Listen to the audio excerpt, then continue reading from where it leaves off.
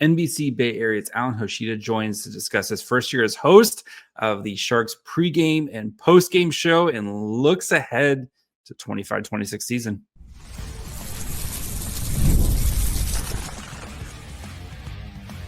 You're Locked On Sharks, your daily podcast on the San Jose Sharks, part of the Locked On Podcast Network, your team every day. Hello, welcome to Locked On Sharks, the premier hockey podcast covering your favorite team in the Bay Area. My name is JD Young, caretaker at the Reef, also the co-host of Locked On NHL. I want to thank you for making Locked On Sharks your first listen. Proudly part of the Locked On Network, we cover your team every day. If you want to be an everydayer, all you have to do, just follow along wherever you get podcasts. And of course, you can watch on YouTube as well. And today we are joined by Alan Hoshida, the host of the Sharks pregame and postgame, and you've seen him on TV. So we have Alan on to talk about Celebrini, Will Smith, kind of last season. We look ahead. We also discuss his first full season behind the desk, hosting it. And then we look ahead to the 25-26 season, including which player he's most excited for this upcoming year. So before we get to all that, do want to let you guys know that today's episode is brought to you by FanDuel. Right now, new FanDuel customers can get $150 in bonus bets if your first $5 bet wins. And now we bring in Alan Hoshida, the host.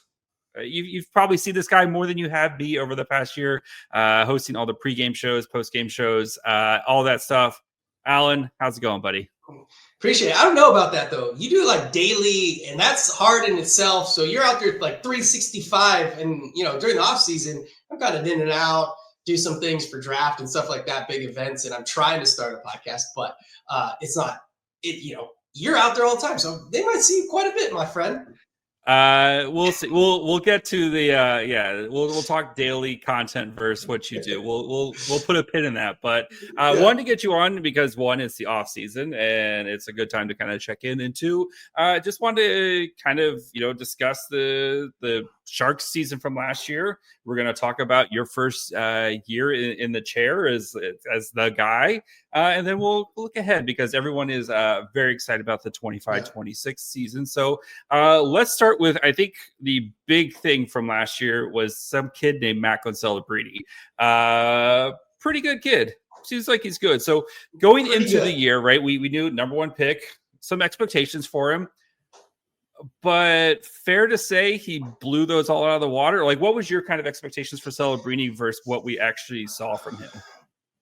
It wasn't what we saw, I can tell you that much. But when you go back let's go back, like the draft, right? Or even end of last or 2 seasons ago, where it's like, Sharks might get the first overall. But, Bedard was last year. Macklin Celebrini's good, but by all counts, he's not Bedard. And so you were like, okay, he's going to be a good player, but you didn't know. And then, every practice, every scrimmage, from the moment he stepped on the ice, he was the best player on the ice. And it was rookie camp, dev camp, rookie camp. It was also training camp. You saw the impact he was making. It was like, oh, maybe he's going to be better than people think. And he went on and proved that he is every bit as good as Connor Bedard, if not a little bit more well-rounded at this point, and looks like a player that, he's already been invited to the Canadian development camp for next year.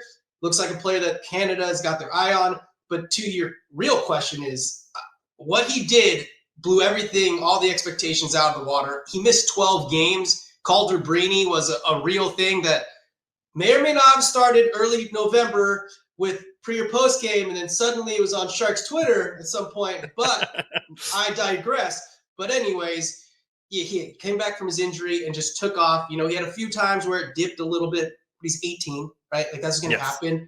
And to get where he got to, 25 goals and basically leading the Sharks each and every night. He was getting matchups from the other opponent by the end of the year. They were putting their best defensive center on him.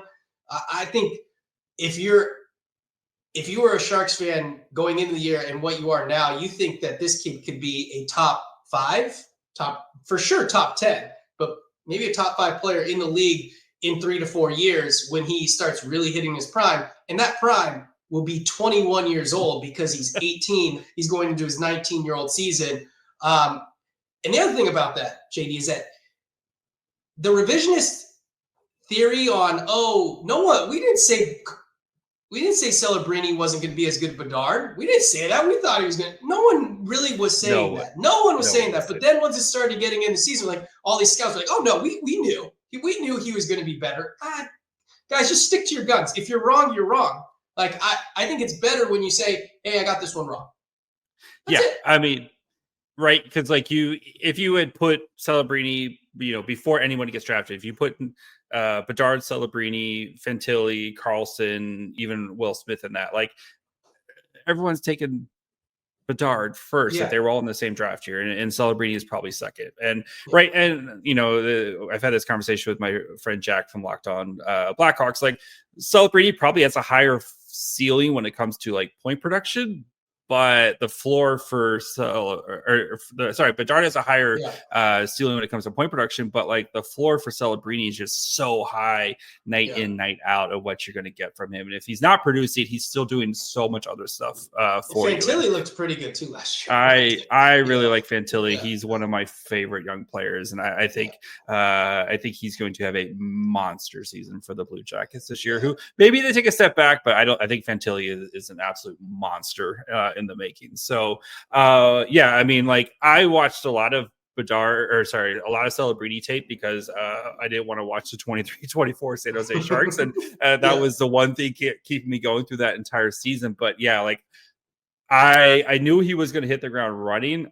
I did not expect what we saw from him, and I've said it before. I think he's a franchise. Not only is he a franchise, he's a skyline changing player. He's going to change the skyline in San Jose with what he's going to bring, what he does here for just like Sidney Crosby, a skyline change, like he changes the city, So changes the vibes, changes the trajectory of the rebuild, and maybe we're not in that rebuild anymore. Maybe they're kind of starting building that thing back up, but he definitely changes things.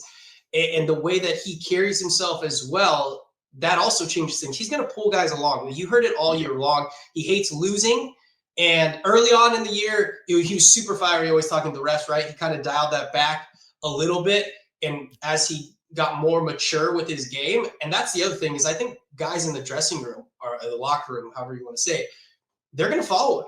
And he is going to be the captain. Maybe we'll get to that conversation. He'll be the captain at some point. It may or may not be in the next year or two, but everyone's already defaulting to him, right? And he's the one making the calls on draft night already. He's becoming a leader of that room. And then all offseason, all you've seen is basically him with Sidney Crosby all year.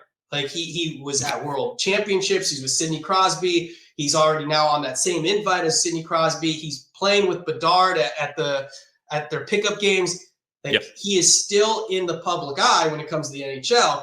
And that's also great for the San Jose Sharks because they haven't had that since, Joe Thornton, Patrick Marleau, and even to, just going back then, they didn't have social media like they do now. And so for the Sharks to be in that conversation now 12 months out of the year because of 71, it's only good things for the franchise. All right. One guy I kind of touch on here, right, is the other guy who kind of gets lost in the conversation, Will Smith, whose second half is put him right there with Celebrini. I think in the sense that we point to that January 20th game against the Bruins is kind of like the light bulb moment for him. And in those last 34 games, Celebrini had 31 points. Will Smith had 30 points in that same amount of time. Kind of different dude than Celebrini. I always kind of relate where he's got that Kobe mentality, just that quiet assassin. Like he's just going to, maybe he doesn't say as much, but he's going to come in up clutch when those big moments. But what do you kind of expect for Will Smith as we go forward to kind of, I guess, be the Robin to Celebrini's Batman, or like how do you kind of picture this going? I think we saw for sure that they could play together. By the end of the year, we saw that they could play together, and I think that's important to see because when you get down the road and you're going to need a goal in a third period, when you need to win a game, whatever it may be. The nuclear option, baby. You need to load him up, and you got to put Michael Misa on that line as well. Misa, Celebrini, Smith, nuclear option. Let's go. It's going to be fantastic to watch down the road. And so for you to already establish that's kind of the bottom, right? Like that's your foundation. If you need to default to that, let's say Will Smith doesn't work out at center, they're going to try him out. I'm almost certain they're going to try him out here, training camp, and see where it goes. But if that doesn't work out, you have a top line wing. That's what you got at number 4 2 years ago. And that you take that, and he's a creative player. He is going to see the ice. I think he's working on his skating, so it's a little more smooth and so that he can play that center. And so it'll be interesting to see. I think that's the biggest question, not about Will Smith. I think he's answered, is he going to be an NHL player? Is he going to be a premier NHL player? I think he answered that with the second half. But the biggest question is, where does he fit? Is he the 2C? Michael Misa, the 2C of the future? Is he a wing? I think that's maybe the biggest question as far as the front side of the forward group is who's your 2C for the future. But at the end of the day, if it's not him at 2C, you have a top line wing to go with Macklin Celebrini or to go with Michael Misa, and you are fully okay with 30 points in 30 games or whatever. Like you just have to accept that. And and he didn't score for the first, I want to say 18 games, 20 games or something. And then he went on. He didn't score until Halloween night was his first goal. I think was Halloween night. And then it was very, I think he had 2 goals that night, if I recall. Yes. And then, it was very so the very last day of the first month. So he took him a month to score basically 2 goals. And so he missed some time as far as just adjusting to the game. And so for him to do what he did, I think is also impressive. The thing when you go back to Macklin is he takes up a lot of space, right? Not only just for Sharks fandom, but for the outside. And so Will Smith's going to fly under the radar a little bit. He's just going to just have to keep improving. And the fans might get on him a little bit because he's not Macklin, but he can live under that. Michael Misa is going to come into whenever he comes. If he's going to be at training camp, he's going to push for a spot. We know that. He's talked about it. And if he makes the team, Macklin Celebrini, still Macklin Celebrini, all eyes are on him. He's going to come in as a number 2 overall pick. And I said this before, the amount of pressure on him is going to be minimal compared to what it was last year. And I think that's great for these guys, these young guys, even Sam Dickinson. Sam Dickinson, a little bit different because he's basically their defensive prospect at the moment. But I think when you have these questions and some people look at it as, oh man, they don't have a spot for him. I think it's great, because you have versatility. And at the end of the day, you want to have versatility. You just want to have premier guys and just let Will Smith become who Will Smith needs to be. There's no pressure on him right now. You don't have the pressure of you have to be the 2C because you do have Michael Misa. It's just you go be Will Smith, whoever Will Smith is as he develops, that's who the San Jose Sharks are going to get. And he's going to be a huge piece for the future. All right, before we continue, we discuss first season as the host of the Sharks pregame and postgame, and then try to find out what player Alan's most excited for in the 25-26 season. Just need to take a quick break. Summer sports are in full swing, and whether you're all about baseball under the lights, golf on the green, or high-stakes soccer action, FanDuel's the best way to make every game even more exciting. You're already following the action. Why not make it a little bit more thrilling? With FanDuel, you can get on the game while your friends are getting sunburned at the beach. Also, we have preseason football this weekend. You're already going to be degenerate watching preseason football. You might as well get in on the action and try to, make a little money.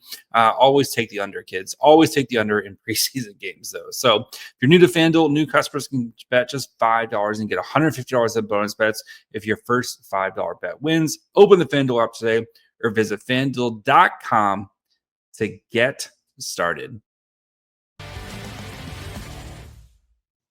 All right. Let's talk about you here. As you became the new host for the Sharks pregame and postgame, what was that like, right? Kind of one, following up from Brody Brazil, who's kind of a legend, and two, just kind of your experience as doing this for the first year. Well, first, the first thing with Brody. And I go back a long time. I was an intern with NBC. I've known him basically my whole professional career. I shadowed him and interned with him. And, it was difficult or different to like step into that. You always think my dream was to step into and be a Sharks pre and post game host. That's like what I always wanted to do in my career. But I didn't really think it was going to be like directly after Brody or something like that. And the way that it worked out. And it's a tough situation because I have the immense amount of respect for him. And he's done a lot for my career. He's always answered my phone whenever I called about contract issues or whatever it may be. And so that was tough because I think what people don't see is that we have like a real relationship. And even when we're at Sharks practices and stuff, it's not, nothing's weird. I mean, we see him and say what's up, and we catch up, we talk about family and stuff. But it's difficult. Anytime you follow anybody in this business who's been there for 14 plus years, there's going to be just kind of a natural pushback, right? People are just not going to naturally want that to happen. And so you have to deal with that. It wasn't always easy, to tell you the truth, but I just had to just keep trying to be myself and prove to the fans watching, the viewers, that I do in fact know San Jose Sharks hockey. I do know hockey pretty well, and that's all I can do. And I think I have a decent personality. The first year, it's always hard because just like the first year in any profession, like you just don't want to get fired, right? Like you're just don't get fired. Just like that's the number that's been the goal. Locked On Sharks motto for 5+ years now. Just don't get fired. That's all you're doing. You're just like, all right, what do I have to do? And that's a hard mindset to be in though too, right? Like you're always in the back of your mind, like, oh man, if I do make a mistake here, if I mispronounce a name, like, oh, people are going to jump on me. But now, as I head into the second season, I'm going to just try and be a little more relaxed, try and let things flow a little bit more, and learn that it is okay to make a mistake here and there. People are going to jump on you regardless. Like, Sharks fans are great. I love them. I try and stay away from some of the social media stuff, like Reddit, San Jose Sharks stuff is unhinged. Let me just say, y'all are unhinged, but in a good way. Like, you care so much about this team. It's fantastic, and I love it. But yeah, it's from that aspect, it was tough in one sense, but you're getting your dream job. It was something I worked for over a decade, and I can't believe it kind of happened. And now I just want to keep working and be better every single night. And it's just like an athlete mentality. You just want to get better every night, 1% better, get more secure in what you're doing, and try and keep, proving to the viewers and everyone that I deserve to be here. And I think I do. And also knowing like, you're replaceable. Everyone's replaceable. And so if you just get complacent, you're probably not going to be here for very much longer. So I know that was kind of a long-winded, but that's fine. It is what it is. And I'm excited about it. I've kind of moved forward past the kind of awkward stages of it all. And hopefully now year 2, fans will know me a little bit more. And I will say, like, social media online, you could be whoever you want to be, right? Through keyboards or whatever. But when you go out in public, like I've gone to the draft parties, I'm at practices, dev camp or whatever, everyone's been super nice, right? Everyone's been super great, congratulating me or coming up and talking, chopping it up. And I love that. And I love the fans getting to know you. I know a lot of them. It's been cool because my family's still in Gilroy. I have a lot of friends that are still in Gilroy, San Jose, Morgan Hill.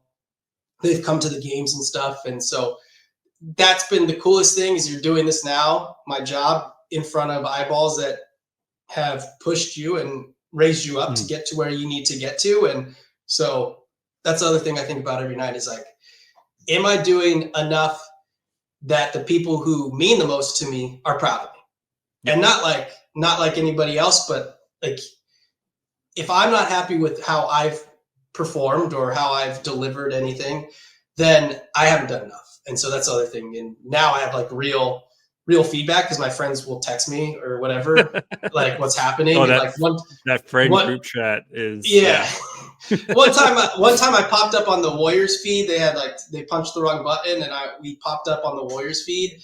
And all my friends text me like, "Hey, you're on Warriors right now. Don't do anything weird." And I was like, "All right, cool, sounds good." I was like, "What are you talking about?" And then we walked out of the studio and they're like, "Oh yeah, they punched the wrong button, so good thing we didn't say anything." I was like, "Oh, good. That's good to know." You never know. Right. TV magic.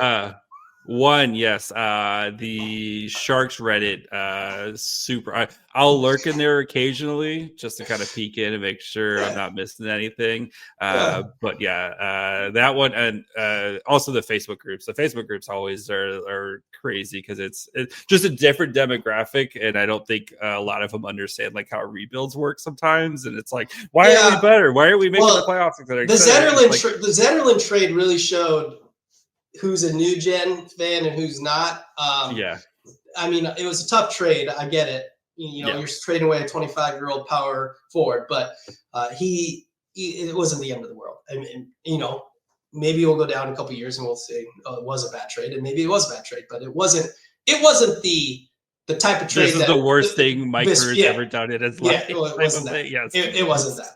Wasn't that. All right. Back to like the broadcasting, right? What, because you do pregame and postgame, like the balance, trying to stay in the moment of games, right? And especially like we know the Sharks team was bad. They were the worst team in the NHL, but like, stay in the moment. It's like, yeah, we lost 7-2 tonight, etc. But also like keeping ahead, like, yes, these are tough times now, but your good times are coming, guys. We promise. Like, how do you try to balance that? Because like for me, right, I do 5 shows a week during the regular season. It's like, okay, like, cool, we had a bad game. My next show, let's do prospect talk and talk about all the, so how do you try to do that, at least when it comes to like the TV show?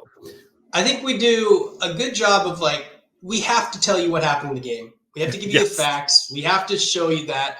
But if we can work around it and go, okay, this is what happened. And then, oh, what does this mean? Or, hey, can we talk about the Barracuda, which right now during a rebuild is important. I think there's other ways to kind of sprinkle that in and come back to it. It's thankfully last year, my first year, Macklin Celebrini and Will Smith were a major storyline. Helped a lot. Like, when in doubt, just talk about Macklin and Will. And then when Askarov came out there for a little bit, or their prospects, Kenyoni came up. Yeah, I mean, that helped. But also, the Sharks were bad, or their records show that they were bad. But they were in 75, 80% of the games in the third period. So it's not like you were going into the third period going like, oh man, what are we going to talk about? Like that in one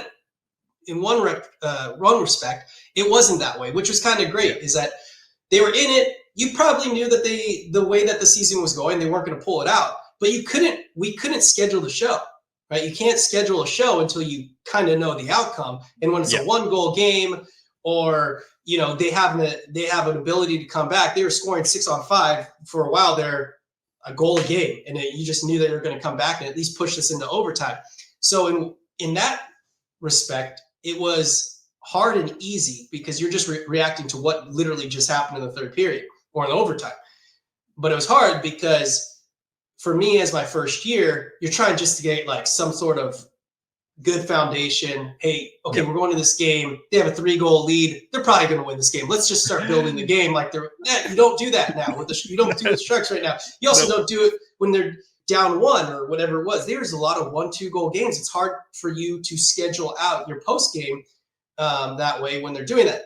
Pre-game, to your point, we kind of just did a lot of more fun things. Tried to talk about prospects a lot. Macklin Celebrini looked at big opponents, things like that. You just try and talk about things that are going to keep fans interested. And that's something else we're going to try and do this year, is try and get some more segment ideas that we can come back to, and talk about. I have a working theory on Daddy Sharks, where we talk to all the dad Sharks and talk about things that aren't directly related to hockey. Because I think, that's interesting. In this day and age, I think people care about those type of things a little bit more. And if I could get a ripoff of the Baby Shark song, that'd be even better.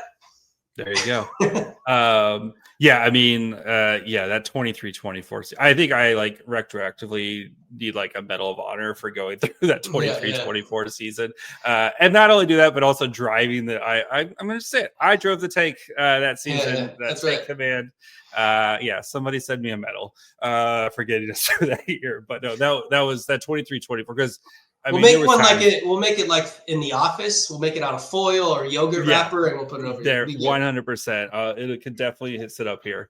But no, there was there's just time where it's like, they lost 8-1. There's like nothing to take away from a game. Like it's just, all right, what am I going to talk about on a 30-minute podcast? And then but like you said, like this year is just way more just competitive hockey, which is what Mike Grier wanted to Yeah. kind of put together this year. And like you said, right, you have Macklin Celebrini, you have Will Smith, you have William Macklin, who kind of keeps getting forgotten about, but like William Macklin is just like, he's entering his third year, and he's also the most tenured forward among the which is kind of crazy as a kid entering his third full NHL season. But yeah, there's more stuff to talk about now than like none of these guys are going to be here in 2 years than what we were talking about a couple of years ago. Yeah, I think they're setting themselves up in a good spot, even with everything they've done this offseason. I think they set them up long term still. I think they're still in a good spot there. But Eklund gets his bridge deal. He's a top 6 forward. We know that for sure in the NHL, and that's you got him at 7, right? Like that's what you want. That's when we talk about the draft. The other thing, a misconception is like, oh, you have to get a superstar in the first round. You have to get this. Yep. You have to get an NHL player. And a player. That means 400 games played as a registered. Like that's what you have to get. Now, if you get a superstar, you have to get a superstar in the top 5, top 3. Like that's kind of where you want to go. But this conception that if you have a first round pick, you have to get a difference maker. That's not always how it goes. They're just looking for 400 games played, because after the first round, I think the percentage of making the NHL is like 20% or something like that. It's crazy. That's my favorite. Like when people complain about like Mike Grier trading away or just any GM like trading away like a 6th round or 7th round or even like a 3rd round pick. Like just the odds of this player becoming an NHL player are like astronomically low. Like, does it work out? Yeah, there's plenty of great stories, but there's also plenty of stories of guys who were 3rd round picks who just never make it, right? And there's plenty of 1st round picks who just never make it. I mean, Ozzy Weisblatt, great kid, looks like he's gonna be a career AHL guy. That just kind of looks like where his path is going to be. Like there's plenty. Ryan Merkley, I loved Ryan Merkley. I thought it was a great pick. Ryan Merkley played, half a season in the NHL. He's now playing over in Russia. Like it 100% happens. You're just trying to find guys who are going to be NHL players for you in the draft. And I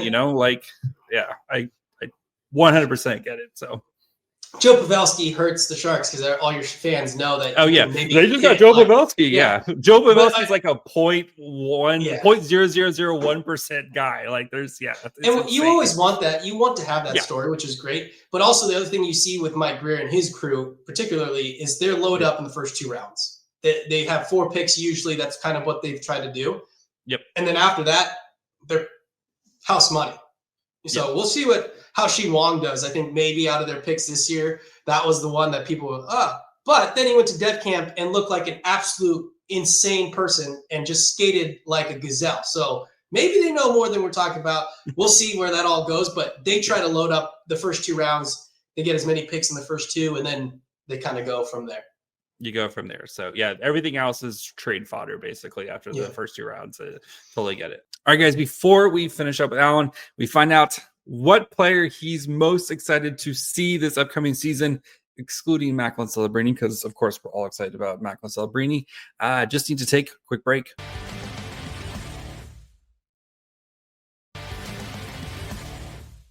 Let's look ahead to the 25-26 season. So who's the player you can't wait to see next year? And I'm going to exclude Macklin Celebrini because we've already talked about Macklin Celebrini a bunch, but who's the one guy you cannot wait to see next year? Number 6, Sam Dickinson. The dude is not going back to juniors. I'm going to die on this hill. I am right there with you. I'm there.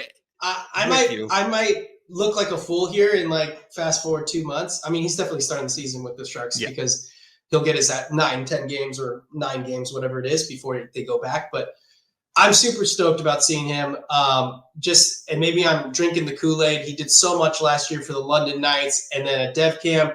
I know it's very relaxed, but he was clearly one of the best players out there. Igor Chernyshov looked like a monster too. I'd love to see him get his debut and see where it goes. I don't think he's going to start with the Sharks unless he just pushes the door down and he gets on the Sharks out of training camp. I do expect him probably to make a debut of some sort, same with Quentin Musty. I have him on. I have Chernyshov and I have Lund both on the Colin Graf Pattis.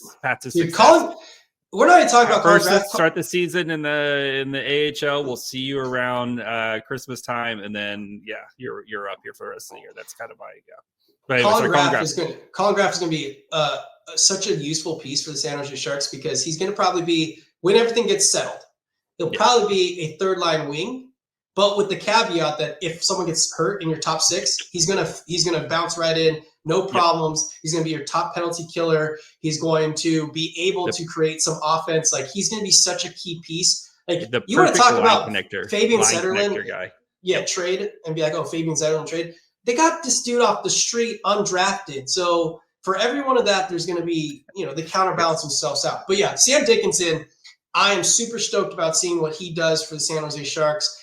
I'm also, Klingberg is a guy, if you're talking about guys coming in, I'm interested to see what he does as well, because he's going to probably be like Jake Wallman style, right? A little bit older, obviously, but he's that kind of player. But yeah, Sam Dickinson, I think everything's kind of centered around the defensemen, because that's where they need to get better the quickest, because they're going to score goals. I think now it looks like they're probably going to score enough goals. I think maybe I'm optimistic about that, but I think they'll be around 2.6 or something like that, which is higher than they were last year. But I think they'll be able to score some goals, especially, I haven't said Michael Misa because I think there's more of a chance that he doesn't make the team than, let's say, last year with Celebrini and Will Smith. Like, it was coming in that pretty much was going to make the team. But Michael Misa, I don't quite know what they're going to do with him. If he has a great camp, we'll see. Just he's going to have to push the door down too, right? I mean, it's a cliche, but he's going to have to do something pretty special. I don't know what he does, though. I will say this. I don't know what he does if he doesn't make the San Jose Sharks. I don't think he goes back to juniors. I think he probably has a scholarship somewhere, and they're like, hey, if you don't make the Sharks, it's waiting for you right here. Yeah. But you will know if he ever signs his entry-level deal. It's over. It's over. He's making the Sharks, or I guess they'll send him back to juniors. But he's probably sending back to juniors is a way. Like, what else could he? He has nothing left to prove at juniors. Like, he's done everything at juniors, just like Sam Dickinson. Well, and he's done everything. And he was an exceptional player, so he's been there a while too. It's not like he was only there for a couple of years and he's coming over. He's came over and he started when he was 16, so he's done a lot. So yeah, I mean, Sam Dickinson, man, if he hits the way that the Sharks think he's going to hit, and that the way that he's developed, he's going to be a top pairing defenseman. And then I'm also really stoked about Shakir Mukhamadullin. Mukhamadullin actually is how I'm going to start pronouncing it, because I had a buddy who was like, "You're not. This isn't even close." So you got to give the more Russian Mukhamadullin. Yeah. And I heard Ruzi say it, and I was like, man, I really got to get in on it. So I'm going to work on it. Ruzi makes me feel bad because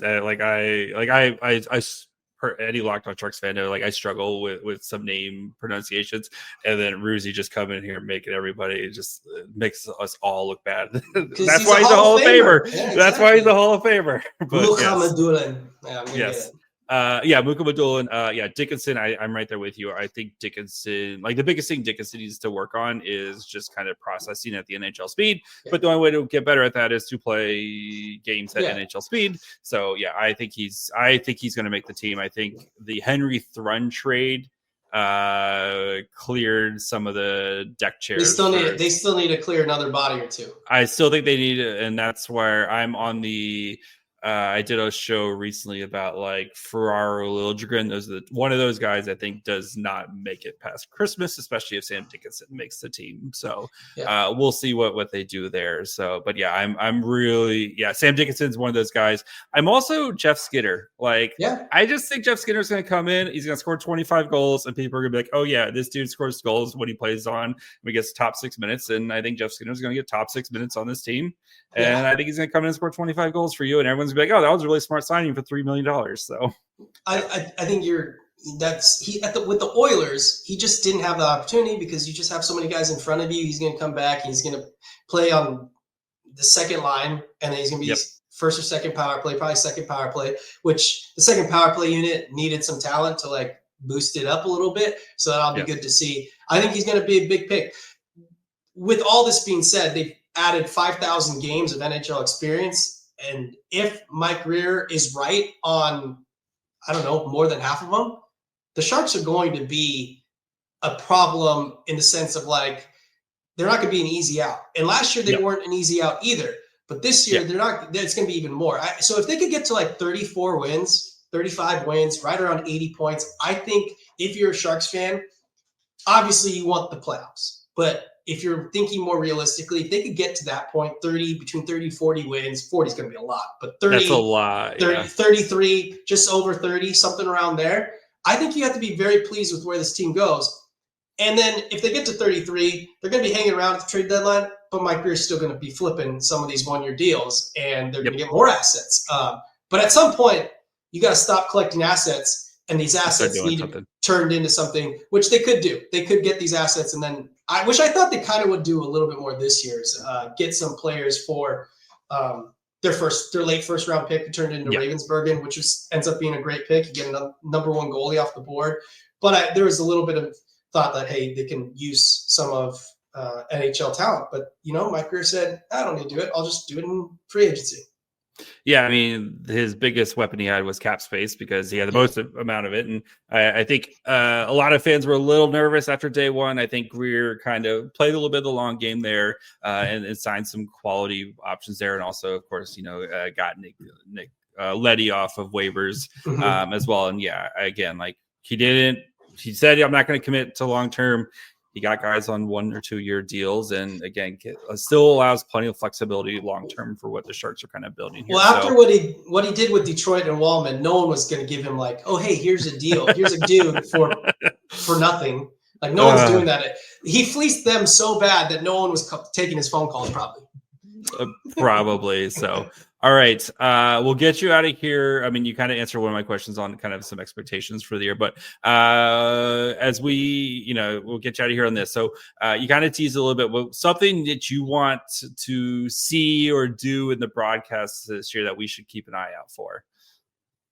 Yeah, I want to do more segments. I think, as the season gets long, it's 82 games, maybe 84 in a couple of years. Just have some different looks at things. I know we do Checking the Current, which was something I brought a couple years ago when I was just doing the segment kind of once a week, which is around the NHL. I think that's still a fun one. But I think other segment ideas that hit, I really, really want to get a card segment. Like I've been trying, this is one thing that I've been trying. I love cards. I love collecting hockey cards. And I want to get a card segment. And that's one of my things that I'm working really hard on. But I don't know if it's going to happen because, you got to go through the powers that be and marketing and things like that. But I think some more segments. I think we're going to bring in some former players again. I think those are really great. We may or may not be down at the tank more. I've heard kind of some rumblings because of the 7:00 starts, which I'm a big fan of. But we're, during that time, we got Warriors, Kings, Sharks going at the same time. And so there's a lot of studio conflicts. So we may be down at the tank a lot more, which I would be super stoked about because I like those games. There's a different feel for them, a little bit different energy. But that's all I really know. We'll have like our preseason kind of brainstorming meeting coming up here in a month or so, a little bit less than a month. And then we'll kind of get some things on the, what do they call the Pinterest board? What is that? Oh, yes. You throw it on the board. And we'll throw it on the board and see if we can make any of those things come to life. But I think Jamal Mayers is going to come back. Hopefully Mark Smith will be back a little bit. We'll have some of these former players. More Noli. Noli's great. Noli's going to be back. And I think Noli's great because, like we're talking about, Quentin Musty, Igor Chernyshov, Kasper Halttunen, they're all going to probably be with the Barracuda. So who better to get like an update on those guys than the dude that calls every single one of their games? So when Noli's on, we try to really lean into the Barracuda. So if you ever see him, just know, if not you, but anybody else watching, like, oh, they're probably going to do a Barracuda segment today, which obviously because we're gonna actually, I think you should go the other way and just not mention when Noli's on. Just don't mention. Like we're waiting for the Barracuda segment. We'll do an ECHL. We're gonna do the ECHL update. But or just something. Yeah, just something really random. random. Off the wall. Yeah. Yes, I feel like it's a good idea. Yes, Alan, I've taken up way too much of your time. Thank you so much. Where can the people find you? And I know you got a new podcast you're working on as well. So if you want to go ahead and plug away, buddy. All right, Hoshida Sports. did one thing very smart early on in social media. I have all my names the same. So if you just go Hoshida Sports across any of the major social medias, you'll find me. It'd be great. Follow, like, subscribe. And then, I have a new podcast called The Mic is Open, doing kind of the off season, and we'll probably carry it in the season, but it's not always about Sharks. We've got a lot of Sharks lately, but it's also just, I want to talk about stuff. Like, I don't want to just be pigeonholed into Sharks, into hockey all the time. And so we might talk about local news, stuff like that, things I've been through. But it's great. It's on Spotify and YouTube. Just trying to keep my presence out there while we're in the off season. So that's where the brainchild of that podcast came. But hopefully, just more than anything, come back and watch pre and post game. And hey, love to hear from you guys. Don't even watch the games anymore. Don't even watch the games. Especially like if they're losing by a lot, don't even just come to the post game, because I guarantee those games, when things get crazy on the bad side, those post games seem to get a little more kooky as well, and we do a little more fun things. So you probably don't stick around for the end of those games, but if there is a blowout, I'm telling you, post games usually are more fun. As someone who's done a lot of episodes about a lot of bad games, there's usually a lot of fun stuff that comes up from those ones. Those posts, at least for me, those podcasts tend to be a little weird. So, Alan, thank you so much. Look forward to Sharks hockey being back. We'll talk again soon, buddy. Let's do it. Thanks for having me on. All right. Do want to thank Alan for spending some time this offseason chatting with me. Always good to talk Sharks hockey with people who help cover the Sharks. And, with Alan kind of, like he mentioned, a little bit of a weird kind of transition as of course, people are always going to cling to the past, and good to hear that him and Brody's, there's no hard feelings or anything like that. And Brody's doing good things over with the Sharks. So, we're seeing awesome content coming out from Brody as well. So it's not like it's some weird rivalry or something like that between them two. So, it was good to talk to him, kind of get to a little peek behind the curtain of kind of going through his first full season covering the Sharks like that. So, Sam Dickinson, I'm glad I'm not the only one on the Sam Dickinson's going to be playing in the NHL full time this year, because I think it's happening. Anyway, we'll be back probably next week with some more stuff. So maybe we'll see if anything else comes up this week. But make sure you follow along wherever you get podcasts, and of course you can watch on YouTube as well. Follow the show on Twitter, Facebook, and Instagram at Locked On Sharks. Follow me on Twitter and Blue Sky at My Fry Hole. Until sometime soon, guys. Bye, friends.